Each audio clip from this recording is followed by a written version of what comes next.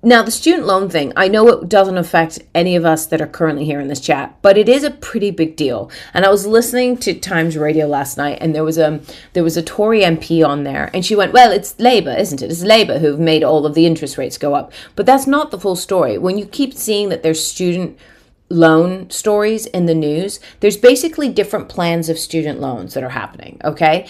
And at the moment, current students, I believe, are on plan 3, which links the interest of their loan to RPI. Not only that, it starts the moment you get the loan. So if you're a first year and you take out a student loan, the moment they give you the money, they start accruing interest on it. They don't even have the decency to wait till you graduate or leave uni. Boom, the moment it does. So at the moment, it's about 3.2% RPI, but it means that the loan will go up with RPI and down with RPI, which, why they're putting interest on student loans, they didn't used to. I don't think they used to, but they definitely do now. And I think that that's a tragedy that they do. I understand with inflation and everything else that if you loan someone 50 grand in 1995 and they pay it back by 2025, it doesn't mean the same amount of money, but it does. But anyway, Plan 2s, here's the real kicker.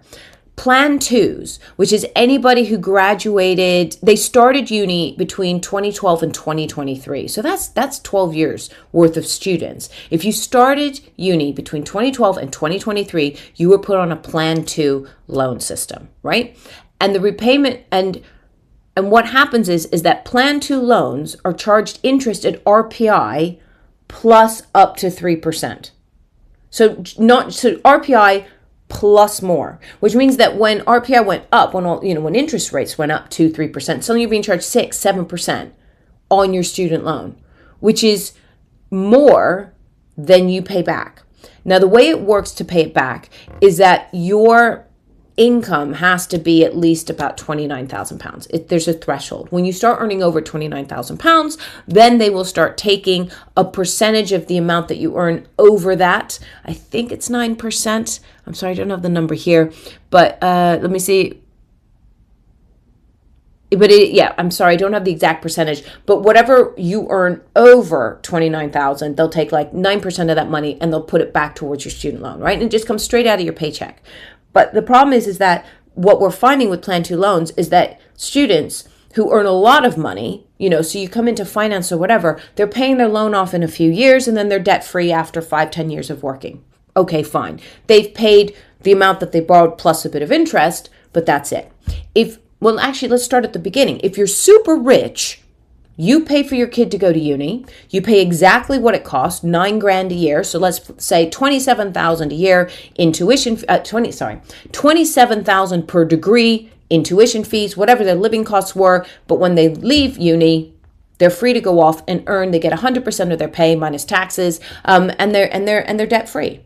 If you don't have money, then you need to borrow a loan. Now, let's say you don't have a lot of money. You go to LSE. You get a great degree in economics. You go into a fantastic financial job. You're earning $200,000. You are then going to be charged 9% of the 170,000, because that's minus the 29,000 that you get as a buffer zone, and then you're paying off your student loan within a few years. You're paying more than you borrowed, but you're not paying a huge amount. Now, let's say you go to uni and you're studying the arts, or you're studying media, or you're studying history, or you're studying math, or you go to uni but you can't get a job afterwards, or you're earning £32,000, or you're earning £35,000, which is around, I think the average wage in this country is £34,000, maybe, and that might be high, but let's say you're earning $35,000, which in a lot of places is otherwise good enough money to save up, buy a house, not certainly in the Southeast, but you are now going to be paying 9% between that 29,000 and your 34,000. You're paying that money.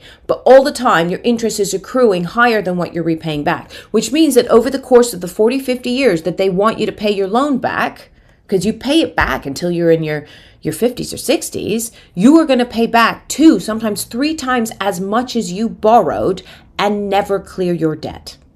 So what we have in the student loan system is a system whereby those that are unable to afford university end up being the ones that pay the most back for the privilege of it. So if you're super rich, you're paying the smallest amount for university because you paid up front with no interest on it. And if you are super poor, you are paying the most for it over the longest period of time, and you're actually paying 2 or 3 times back more than you borrowed. How is that fair?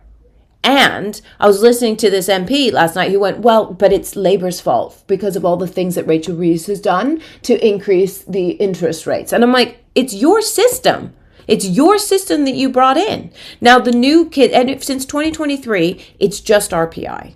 But since 2023, your loan will only have an interest rate of RPI, but that threshold of $29,000 is going to be frozen until 2030, which means that amount you're going to hit 29,000. It doesn't matter what inflation does.